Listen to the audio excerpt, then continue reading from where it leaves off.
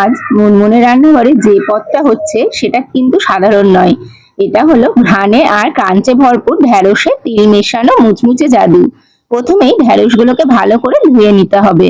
জল ঝরিয়ে একদম শুকিয়ে নিই, যেন ফ্রাই করার সময় চিটচিটে না হয়।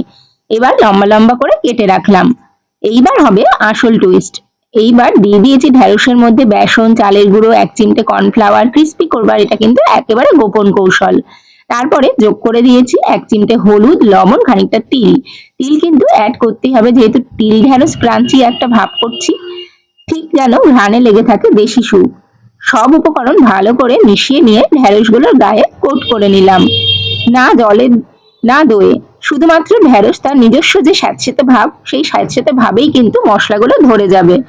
কড়াইতে তেল গরম করে নিয়েছি। একে একে ঢেঁড়সগুলোকে ছেড়ে দিতে হবে গরম তেলে। চারপাশে কিন্তু সিজলিং এর একেবারে আওয়াজ। রান্নাঘর জুড়ে রয়েছে কিন্তু তিলের একটা অস্বাভাবিক একটা সুন্দর গন্ধ।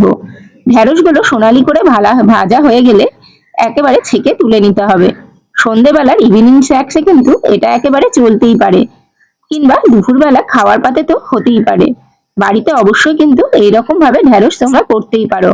আর ঢেঁড়স যেহেতু বাচ্চাদের ভীষণ প্রিয়, এরকম ভাবে যদি তাদের সামনে পরিবেশন করা যায়, তারা কিন্তু খেতে ভীষণ মজা পাবে। আমার রান্নাগুলো যদি ভালো লেগে থাকে, অবশ্যই কিন্তু একটু লাইক, শেয়ার, সাবস্ক্রাইব করে দিও। আর দেখো, খেতে কিন্তু একেবারে দারুণ হয়েছে। আজকের মতো বিদায়, টাটা।